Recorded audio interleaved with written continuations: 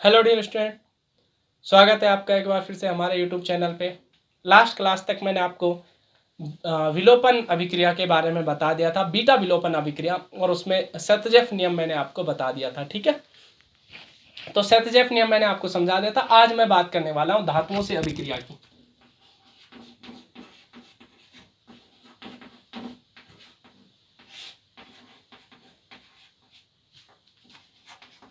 Alkyl halide की धातुओं से अभिक्रिया जब हम करते हैं उसके बारे में मैं यहाँ पे आपको समझाने वाला हूँ, बताने वाला हूँ। तो धातुओं से अभिक्रिया में सबसे पहले अभिक्रिया लिखनी है आपको वुर्ज अभिक्रिया।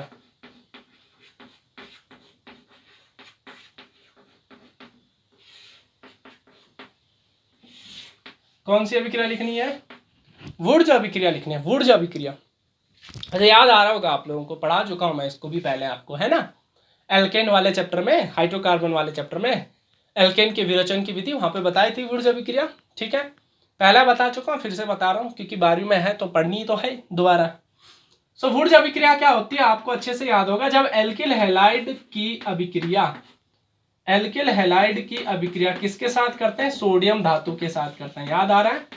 तो दो एल्किल हैलाइड के अणु हम लेते हैं, यहाँ पे दो एल्किल हैलाइड के अणु लेते हैं, और जब हम इनकी अभिक्रिया सोडियम के साथ किसकी उपस्थिति में करते हैं? ड्राई ईथर की उपस्थिति में करते हैं, शुष्क ईथर की उपस्थिति में करते हैं, तो क्या प्रोडक्ट बनता है? देखो, यहां से X निकलेगा, यहां से X निकलेगा, यहां से Na निकलेगा, क्या रिमूव हो जाएगा? 2NaX रिमूव हो जाएगा, और ये बनेगा आपका R सिंगल बॉन्ड R, और प्लस में निकल जाएगा आपका 2NaX। ठीक है, ये जो उत्पाद बना है, ये उत्पाद क्या कहलाता है? आपका एल्केन कहलाता है। तो अगर मैं इसकी डेफिनेशन लिखने के लिए कहूं तो लिख सकते हो, जब एल्किल हैलाइड के दो अणुओं की अभिक्रिया किसके साथ करते हैं? सोडियम के साथ करते हैं शुष्क ईथर की उपस्थिति में, तो एल्केन बनता है। इस अभिक्रिया को हम क्या कहते हैं? वुर्ज अभिक्रिया कहते हैं। ठीक है, इसमें सबसे मोस्ट इंपॉर्टेंट बात क्या है? अगर ये R दोनों के दोनों जो R है, अगर ये R सेम है, अगर ये R सेम है, तो प्रोडक्ट जो बनेगा, जो प्रोडक्ट बनेगा वो एक ही बनेगा, बस बात खत्म। जैसे R की जगह माना कि मैंने CH3 लिख दिया, ठीक है। अब X की जगह आप जो मन करो वो लिख दो, जैसे मैंने CH3Cl ले लिया, ठीक है। तो ये 2Na हो जाएगा, और ये आ जाएगा आपका Cl, और R क्या है? मैंने क्या कहा? R अगर सेम है, यानी कि ये भी CH3, तो ये भी माना कि आपका CH3 है। और अब ये रिएक्शन किसकी प्रेजेंस में करवा रहे हैं हम? ड्राई ईथर की प्रेजेंस में करवा रहे हैं। तो यहां से निकल जाएगा आपका 2NaCl, और ये बन जाएगा CH3 single bond CH3, CH3 single bond CH3, यानी कि टोटली कहूं तो C2H6, और C2H6 क्या होता है? आपका ईथेन होता है कि नहीं होता है? बस, और कुछ नहीं बनेगा यहां पर। तो क्या कहा है मैंने? अगर आपके R सेम है तो प्रोडक्ट एक बनेगा, आपका सिंगल प्रोडक्ट बनेगा। एज लाइक, जैसे आपने ना यहाँ पे C2H5 ले लिया, तो भाई क्योंकि हमें सेम R ग्रुप लेना है, तो यहां भी हमें क्या लेना पड़ेगा? C2H5 ही लेना पड़ेगा। अब इसकी रिएक्शन आप ड्राई ईथर की प्रेजेंस में कराओ, क्या बनेगा? यहां से निकल जाएगा 2NaCl, और C2H5 मिलकर के क्या बना देगा? C4H10। मैं C2 C4 5 मतलब 10, C4H10 क्या है? ब्यूटेन, ब्यूटेन बन गया। तो वुर्ज अभिक्रिया में एक सबसे मोस्ट इंपॉर्टेंट पॉइंट क्या कि अगर आपके R सेम है तब तो प्रोडक्ट एक ही बनेगा, लेकिन अगर R डिफरेंट हो जाए तो नंबर ऑफ प्रोडक्ट भी इंक्रीज हो जाते हैं। यानी कि अगर दो टाइप के अगर हमने अलग अलग R, अगर हमने R डिफरेंट ले लिए, अगर हमने R डिफरेंट ले लिए, तब जाकर के जो प्रोडक्ट बनेंगे ना आपके, नंबर ऑफ प्रोडक्ट आपके 3 बन जाएंगे। नंबर ऑफ प्रोडक्ट आपके 3 बन जाएंगे। अब कैसे 3 बनेंगे वो बताना है, बता दो।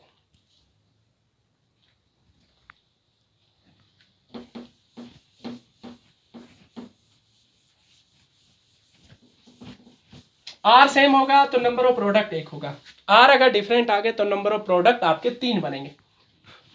जैसे सपोज करो आपने ना एक जगह तो CH3Cl या X ले लिया, ठीक है, X में कुछ भी रख लो, एनडीए बना दिया आपने 2Na एंड प्लस यहां ले लिया आपने X, माना कि आपने ले लिया है C3H7 ले लिया, ठीक है।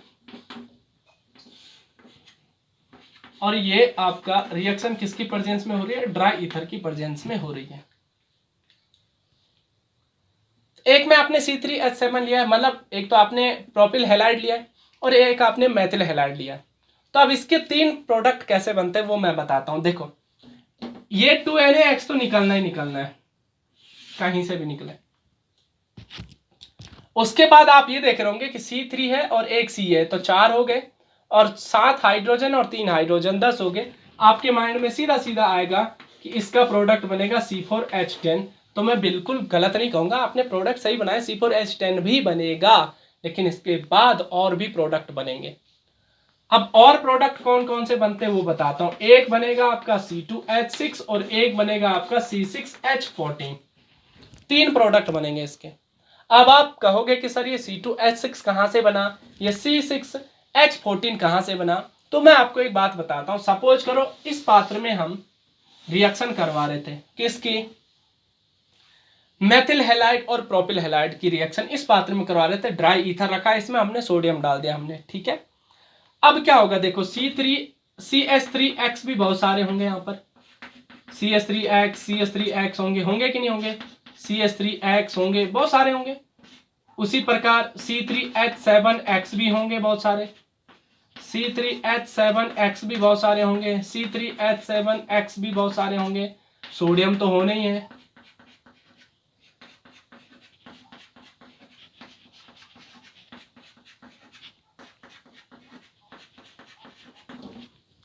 मतलब कुल मिला के बातें बहुत सारी चीजें यहाँ पर है। अबे थोड़ा ना कि पर्टिकुलरली मतलब एक ही अणु हमने मेथिल हैलाइड का लिया और एक ही अणु हमने इसका लिया। हम थोड़ी सी भी मात्रा रखेंगे तो हम क्या देखते हैं भाई, मोल में कंसिडर करते हैं ना इस चीज को, वो सब बता रखा है मैंने आपको। तो खूब सारे, अगर हम केवल और केवल 0.1 मोल या 0.01 मोल भी लेते हैं ना, तब भी बहुत सारे पार्टिकल यहाँ पर होने वाले कि नहीं होने वाले? तो बहुत सारे अणु होंगे। अब क्या होगा, देखो एक कंडीशन ऐसी बन सकती है कि जो मैंने बनाई थी कि ये दोनों आपस में रिएक्ट कर जाए, मतलब CH3X और C3H7X आपस में रिएक्शन कर जाए और यहां से 2NaX निकल जाए, तब तो आपका C4H10 बनना था। ये तो आपने सही प्रोडक्ट बनाया, लेकिन पात्र में ये जरूरी थोड़ी ना है कि ये दोनों ही रिएक्शन करेंगे भाई। इसके दो अणु आपस में भी तो रिएक्शन कर सकते हैं, यानी कि CH3X आपस में भी तो रिएक्शन कर सकते हैं। जब ये आपस में रिएक्शन करेंगे तो यहां से निकलेगा आपका X, यहां से निकलेगा X, 2NaX निकल जाएगा, CH3 आपस में रिएक्ट करेगा, तो CH3 रिएक्ट करेगा तो C2 हो जाएगा, H6 हो जाएगा, ये प्रोडक्ट भी बन जाएगा। अब जिस प्रकार से ये दोनों आपस में रिएक्ट कर सकते हैं, उसी प्रकार से इसके दो अणु भी तो आपस में रिएक्ट कर सकते हैं।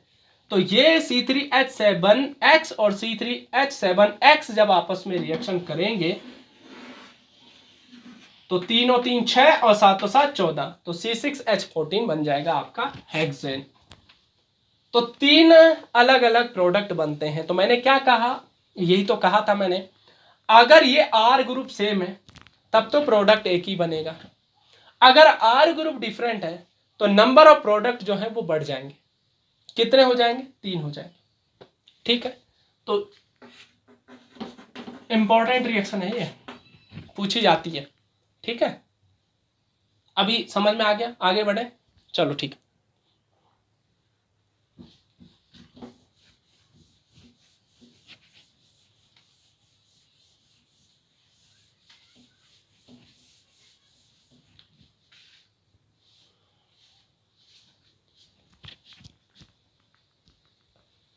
नेक्स्ट, धातु से अभिक्रिया, मैग्नीशियम से अभिक्रिया।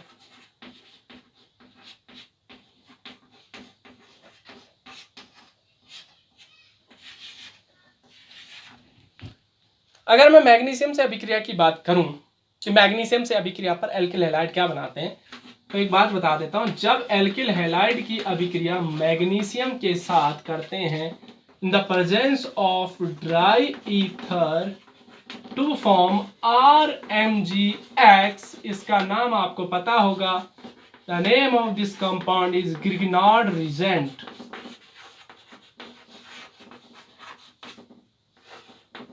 क्या नाम है इसका? ग्रिग्नार्ड रिजेंट, हिंदी में कहते हैं ग्रिग्नार्ड अभिकर्मक।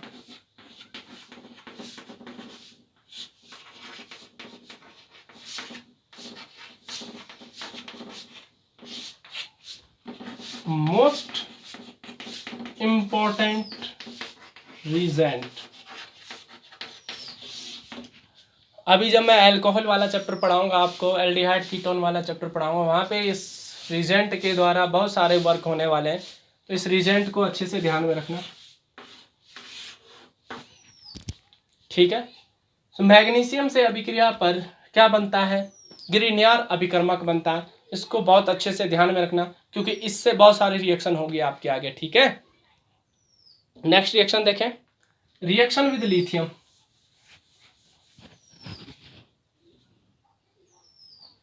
लिथियम से अभिक्रिया।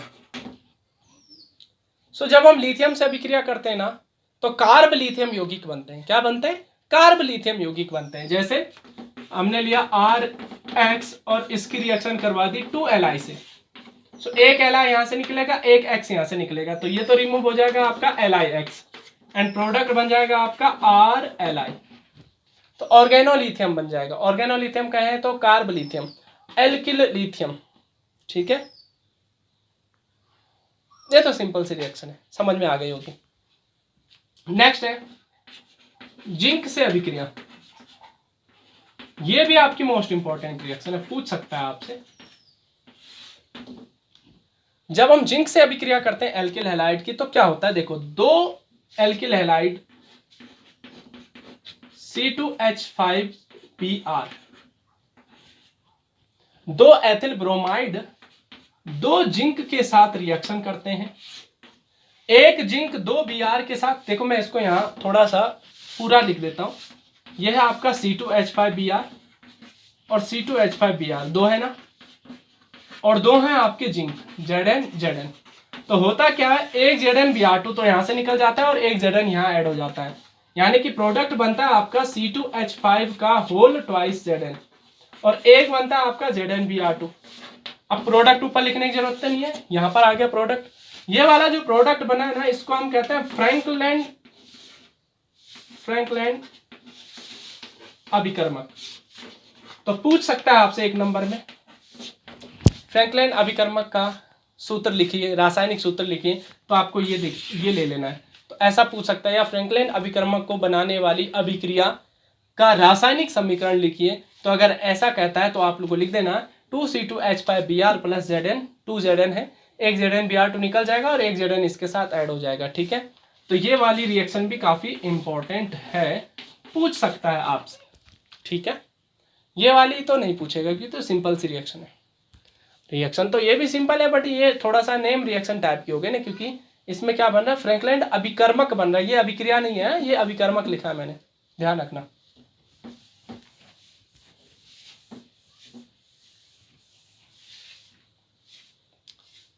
इसी प्रकार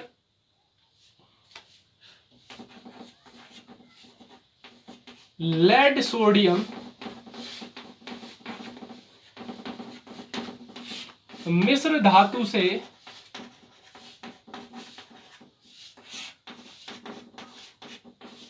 अभिक्रिया भी इसी के अंतर्गत आती है।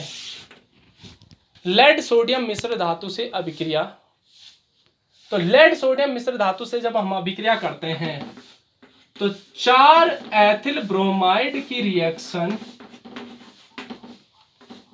4PbNa से करते हैं। होता क्या, 4Na यहां से 4Br यहां से, यानी कि एक तो निकलता है आपका 4NaBr, ठीक है, एक तो ये निकल जाता है। प्लस में एक और चीज निकलती है, वो निकलती है 3Pb, और 3Pb के बाद एक Pb इस 4C2H5 के साथ ऐड होकर के एक मोस्ट इंपॉर्टेंट अभिकर्मक देता है जिसका नाम है TEL, TEL, T for tetra, E for ethyl, tetra ethyl, और Pb का है लेड। क्या नाम है इसका? Tetra ethyl lead. ये बहुत ही मोस्ट इंपॉर्टेंट अभिकर्मक होता है। हालांकि यहाँ आपके ये किसी काम का नहीं है 12वीं क्लास में, लेकिन जब आप हायर क्लासेस में जाओगे, केमिस्ट्री में कोई आगे स्टडी करोगे, तो वहाँ इस रिजेंट की जो इम्पोर्टेंस है वो बहुत ज़्यादा है, ठीक है, इसकी टेट्रा एथिल लेड की, इसीलिए ये रिएक्शन शायद दे दी है RBST ने, ठीक है। तो ये आपको रिएक्शन याद रखनी है, इम्पोर्टेंट अभिक्रिया है।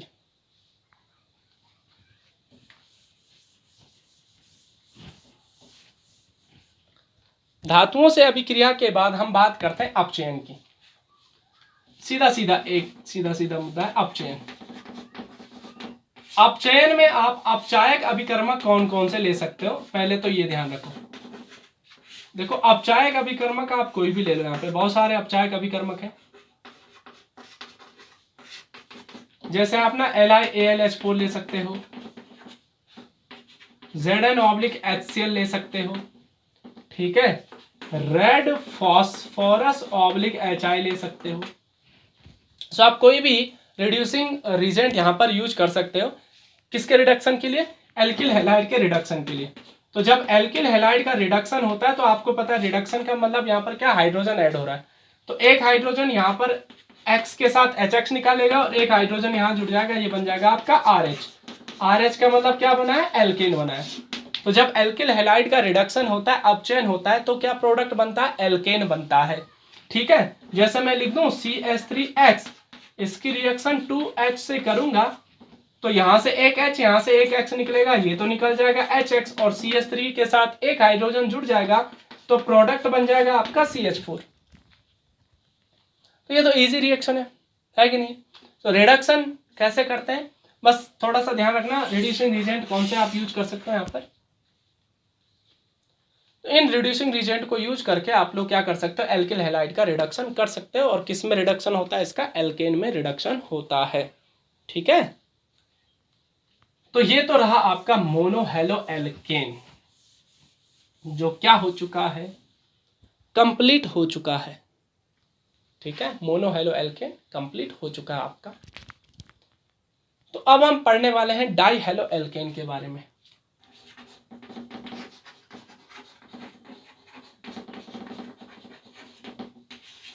या एल्किल डाइहैलाइड जिसको कहते हैं,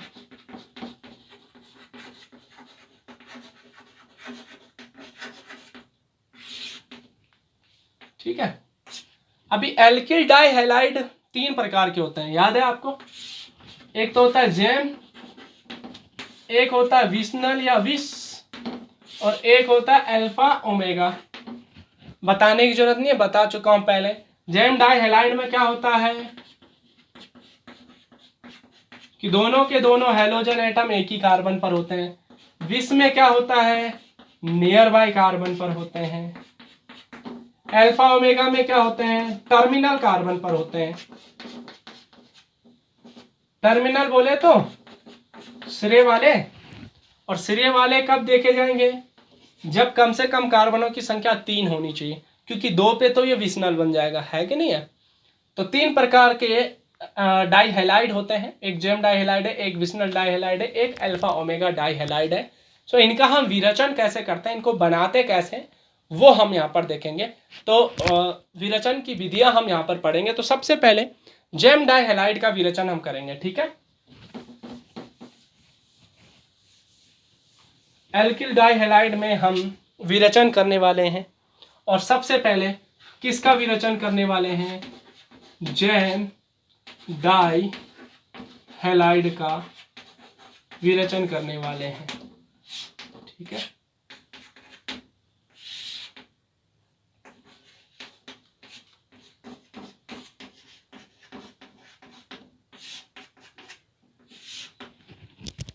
सो इसके 2 मेथड है, एक तो कार्बोनिल यौगिक से विरचन करते हैं, एक हम करते हैं एल्काइन से। किससे करते हैं, एल्काइन से, ठीक है। तो एल्काइन से विरचन कैसे करते हैं वो मैं अभी आपको समझाने वाला हूं। सबसे मोस्ट इंपॉर्टेंट, एल्काइन से कैसे विरचन करते हैं।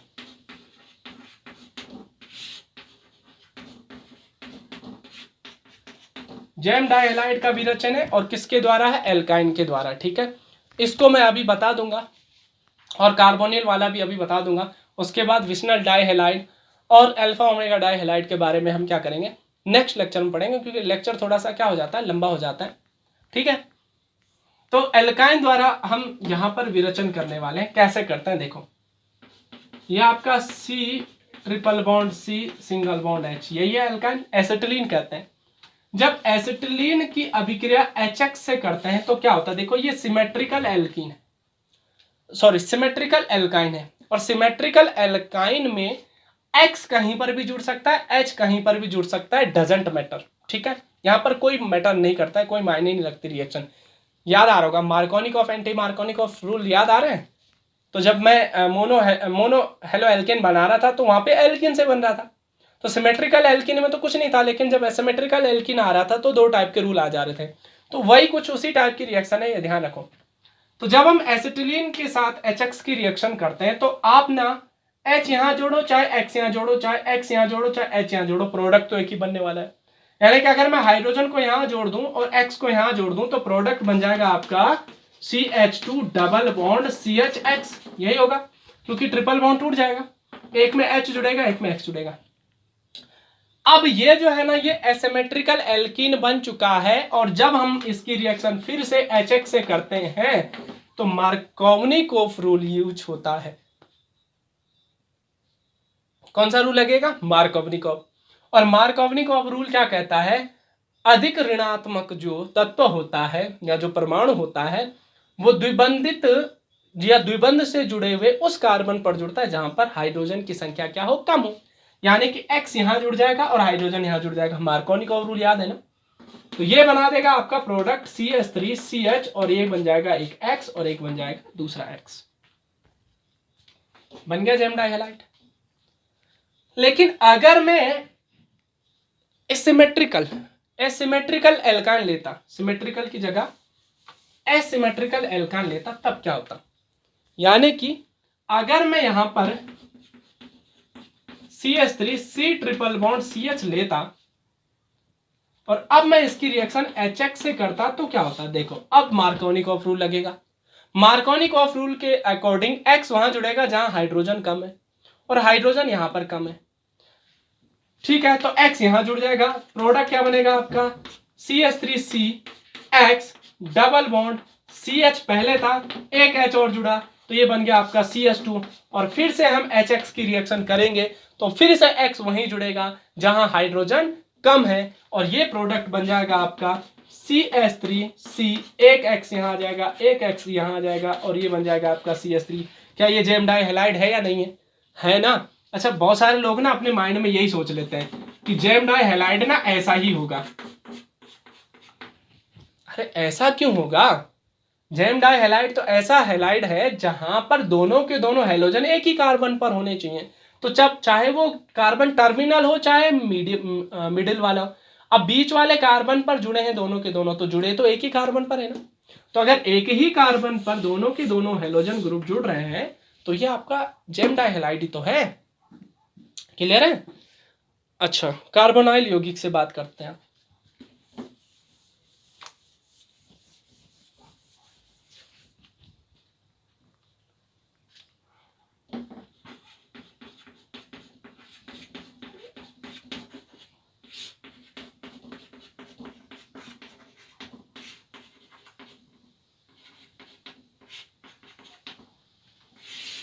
अभी जब हम कार्बोनिल यौगिक के द्वारा रिएक्शन करते हैं तो से RC डबल बॉन्ड OR।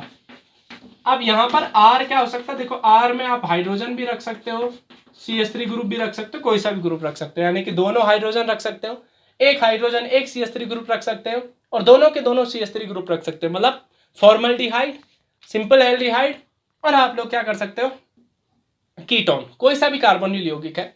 इस कार्बोनिल यौगिक की रिएक्शन अगर हम PCl5 से करेंगे तो क्या होगा, देखो यहां से P डबल बॉन्ड हो, मैंने पहले कहा है जो ड्राइविंग फोर्स होगा ना इस रिएक्शन का, ये P डबल बॉन्ड O होता है, जो ये स्ट्रॉन्ग बॉन्ड बनता है। तो यहां से P डबल बॉन्ड O निकल जाएगा, और यहां पर C के साथ इस डबल बॉन्ड की जगह पर 2 Cl एटम जुड़ करके क्या बना देंगे, R सिंगल बॉन्ड C, एक आ जाएगा Cl, दूसरा आ जाएगा Cl, और ये बन जाएगा आपका R, और प्रोडक्ट क्या बनेगा आपका दूसरा वाला POCl3, P double bond O यहां से, और 3 Cl निकल जाएंगे POCl3 के रूप में, और 2 Cl यहाँ ऐड हो जाएंगे, तो ये एक ही कार्बन पर दोनों के दोनों Cl लगे हैं, तो ये कौन सा हैलाइड है, कौन सा डाइहैलाइड है, जेम डाइहैलाइड है। ठीक है, तो इस प्रकार से जेम डाइहैलाइड का विरेचन हम कर सकते हैं। आगे विस्नल डाइहैलाइड कैसे बनता है, या आपके अल्फा ओमेगा डाइहैलाइड कैसे बनता है, उनकी प्रॉपर्टीज़ के बारे में जानेंगे, फिर ट्राइहैलाइड के बारे में जानेंगे, फिर टेट्राहैलाइड के बारे में जानेंगे। ये थोड़ा छोटे छोटे टॉपिक हैं, आप जैसे मोनो हेलो एल्केन था उतने बड़े नहीं है, छोटे छोटे हैं। उसके बाद एक और टॉपिक है इसमें एरिल हैलाइड, वो काफ़ी बड़ा है, काफ़ी बड़ा बोले तो जितना मोनो हेलो एल्केन है समथिंग समथिंग उतना ही है। उसके बाद ये चैप्टर क्या हो जाता है, कंप्लीट हो जाता है। ठीक है, तो नेक्स्ट टॉपिक हम नेक्स्ट लेक्चर में पढ़ाएंगे। तब तक के लिए थैंक यू।